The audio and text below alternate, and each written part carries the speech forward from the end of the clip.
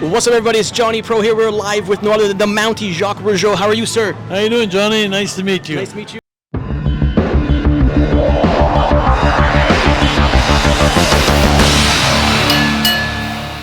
I gotta say now, what got you into wrestling? Oh my God, what got me into wrestling? I'm a third generation wrestler.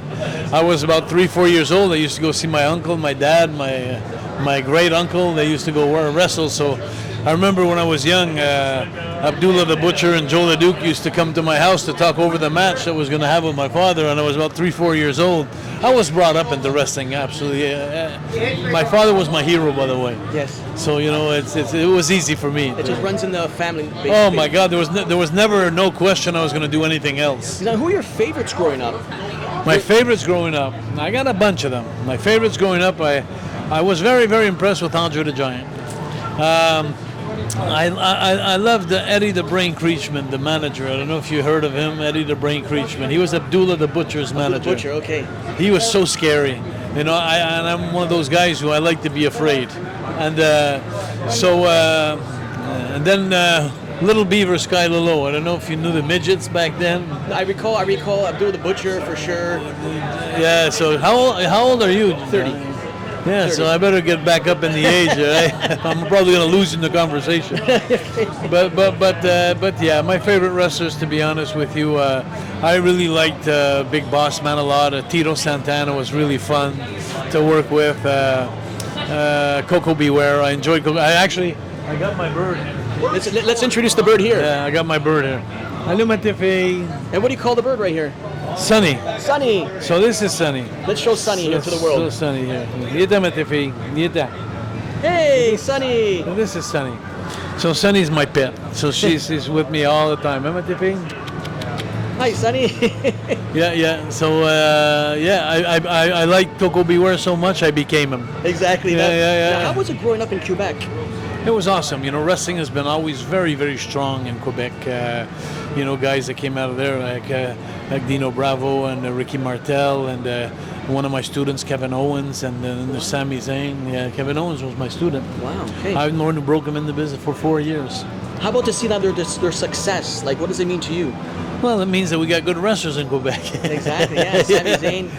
I met him on the plane the other day, Sami Zayn. It was so funny. It was the first time I met him.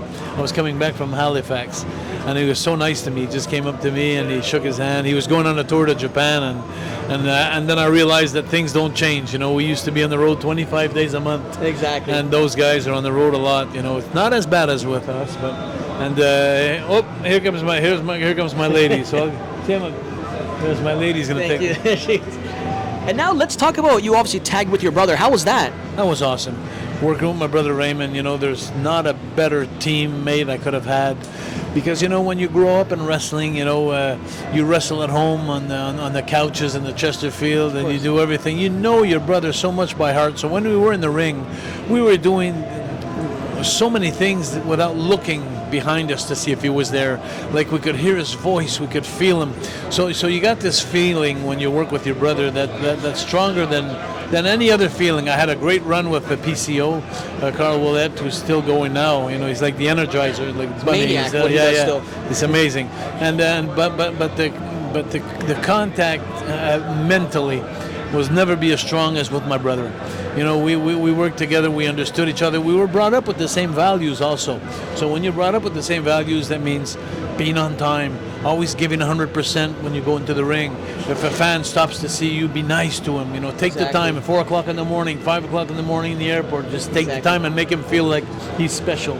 The dress code, so everything with my brother was amazing. And then when we came into New York as a good guide for 2 years, and then Vince McMahon gave us Jimmy Hart. We became the fabulous Rougeau brothers with the little American flags, and we started ridiculizing the Americans. That's when you started going heel. Yeah, what a fun trip that Exactly. was. And it was so funny because when Vince approached us with us, we went like, Rougeau's bad guys? No way. No way. And then so we told him, give us a couple of days to think about it, And then when we started doing it, my God, we discovered something amazing. Like, it is fun to be a bad guy. It really is. And I got to say now, 87, you guys won the titles and it got reversed. What's that whole story behind that? That's a Vince McMahon story. Vince McMahon story. But that's a Vince McMahon story. I think he did it with the Rockers, did it with a couple of places. I hated that he did that because he he screwed the fans. Like, you know, like they gave him a false hope. We won the titles. There was 5,000 people jumping on my car when we left the building outside. They went nuts. It was like winning a Stanley Cup. But why was it reversed? It's just because it was Jimmy Hart. We took the megaphone. Jimmy Hart wanted to use it on, give it to anyway. It was just a gimmick. But anyway, there wasn't a reason to do such a thing. It was I never agreed with it, giving a false pop to the people, because you know there's like 2 million people in Quebec or in Montreal. There was 8 million in Quebec that knew we won the titles. We were on the news, 6 o'clock news, 12 o'clock news. We were everywhere. And then the next day, a little print article in a small paper saying that they reversed the decision. So when the next Saturday, wrestling came back on the air, everybody was expecting to see the Rougeau brothers champions, but what they saw was the Hart Foundation come on, talk about 2 other guys, and they came on with the belts like we never existed. So that was bad business. I think that was really bad business. Exactly. But we won the belts. The fans know you guys are champions, undisputed, if you could call that. And then you know, having the chance to win the belts 3 more times with Carl Ouellet, the Quebecers, and winning the Intercontinental title against Bret the Hitman Hart. We're going to talk about that. It was in '92, correct? 92. Let's talk about that right there. You had the run right there. I believe it lasted 2 days, but still you beat Bret the Hitman Hart. That can't get more iconic than that as in Canadian history. Yeah, but Bret was sick. Because Bret was but anyway, I'll have to say that I was the shortest lived Intercontinental Champion, but it's so funny. Iconic because still, I go in Comic-Cons, I go everywhere, and everywhere I go, it's like everybody about to see something iconic right here, guys. People still have pictures of me with the belts. I only had it for 2 days, and it's funny. I got the figurines. I got the belts.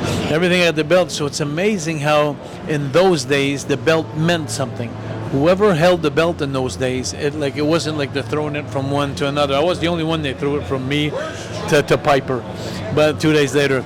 But it meant so much that the fact that I had it, people took pictures with it, and up till now, like 30 years later, people follow me and they make me laugh sometimes. They say, "Oh, the Mountie, the greatest Intercontinental Champion," and I look at them like, "Boy, you're not in it at all, man." But once a champion, always a champion. Yeah. But we had a good run as tag teams though with PCO. For a whole year, we held the belts, you know, off and on 3 times.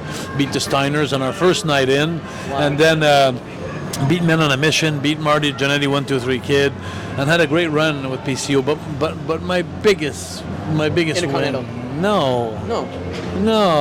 Oh, I know. Hold on. You beat Hulk Hogan. Only Canadian to beat Hulk Hogan. There you go. The only Canadian to beat it. That's amazing. And not with a gimmick or not with a chair or a table. It was a clean pin, 1, 2, 3 with a small package. That was amazing. And that follows me everywhere I go. I was just here 2 minutes ago beside the ring, and I had people on the other side of the ring saying like, "We came to see you, the only Canadian to beat Hulk Hogan," and that's gonna follow me. Qu'est-ce qu'il y a, mon amour? Sorry, my girlfriend wants the bag for my dog, for my pet. Exactly, Sonny. Now I gotta say, how did the whole Mountie come about? That came about because actually my brother Raymond retired in 1989. We've been together for 4 years, and Raymond had enough. Raymond's very wealthy. He was doing some real estate since he was very young. Yes. My brother Raymond's actually the mayor of the city right now. Wow. Yeah. He's the smart one of both of us. And so in '89 he had enough and he wanted to retire. And we'd been waiting for a title run and a title shot for 4 years, and we were always promised it's coming. And then out of nowhere, Tully Blanchard and Arn Anderson came in, and they just passed right in front of us and took the titles. And that's what really, we said, okay, that's it. We gave it a go. We tried for it, so we're not going to get it. Yeah. So Raymond retired. But the good thing about that was when we took off, Vince missed my work. Vince liked my work, so he didn't want Raymond to retire either. It's so funny because when we said we're going to quit, oh no guys, I want to have a meeting with you in a week, and and we're going to talk, and I'm not finished with you guys. And my brother Raymond says, no, that's it. So, but I know that when I go into the ring, I give good performances, and I always got the crowd, 20,000 people up on their feet, whatever character I was in. So I think Vince liked that work, that part of me. So about a year later, he called me back and he says, Jacques, he says, I have something special for you. He says, we got an American cop, big boss man, who's and I got this idea of doing a Canadian cop against an American cop, and so he suggested the gimmick and the Mountie gimmick, and I told him, I said, I'll do it with 2 conditions. My first condition is I want Jimmy Hart, my manager. Epic, yes. You know, because when I had him as the Fabulous Rougeau Brothers, he's such a professional, Jimmy Hart. Yeah. You have no idea to what point. I could tell you some things about Jimmy Hart, you won't believe it. And the second condition was I had my shock stick. I wanted to come in with my shock stick. So he said, okay. Well, let me tell you about Jimmy Hart. Jimmy Hart is the best manager that ever existed, and I've been in the business like 45 years. And let me tell you why. Jimmy Hart was the only manager that would go have some suits made in the same color as his characters. Like, you know, like he had Fleur de Lises for me. He had for all the other guys, the Hart Foundation, he had their suits made for him. Jimmy Hart was a guy that if we had to go do a radio station interview or a TV station interview at 2 o'clock, Jimmy was there at 1:15. And Jimmy didn't smoke. Jimmy didn't do drugs, and neither did I. We didn't go out in bars either.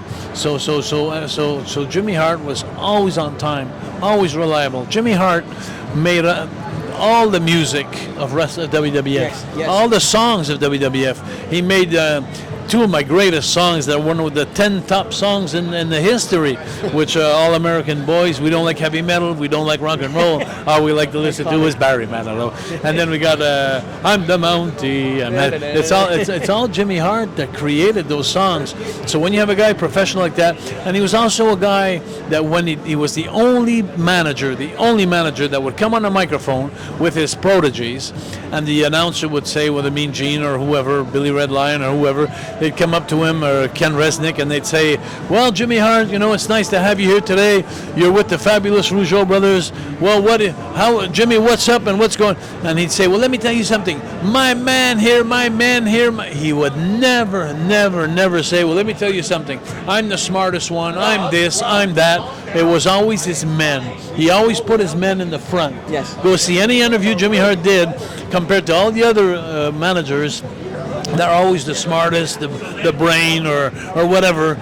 Jimmy Hart never put himself up front. And if you're a character of Jimmy Hart, and if you're one of his prodigies, you feel like $1 million. Yeah, exactly. Yeah, you do. He makes you feel like $1 million. So Jimmy Hart is the GOAT of managing and wrestling. Now I gotta say now, to top it all off, what would it mean to you to be in the Hall of Fame one day and get inducted? Well, you know, I was inducted last year in the Canadian Hall of Fame, and I was very happy with that. I got huge things coming in September. You're probably going to hear about it, and you'll see in September I got something huge. September, guys. But to be in the Hall of Fame, to be honest with you, in my heart, I'm already there, because all the guys that we work with, everybody we work with, they're there. Yes. But you know, it takes 2 to tango. It takes 2 to dance. The Hart Foundation couldn't have got over like they did without the Rougeau brothers. They worked 4 years with us. And same thing for the Rockers, and same thing for Tito Santana, and same thing for all the guys that we work with. So I think that it's a question of management or favorites or whatever. But if I am inducted in the WWE Hall of Fame one day, it would be great. But I'm not holding my breath. Exactly. Now the last question: when it's all said and done, what do you want the fans to remember the Mountie Jacques Rougeau as? Honestly, can I be honest? Honest. Just a simple guy with a good heart, a guy that put wrestling in front of anything. Wrestling was my life, but a guy that stood up for this society. I did 25 years of conferences in school against bullying. I always was nice to my fans. 4 generations of Rougeau, a royal family in wrestling, and now they're talking about me again. Just the fitting part, exactly. Everywhere I go, they talk about me. It's amazing. Well, sir, can I say it's been an honor. Johnny, as always, we'll catch up for sure soon. And I hope I remember you the 3rd time. Exactly. Thank you, sir. Thank you, Johnny. Thank you.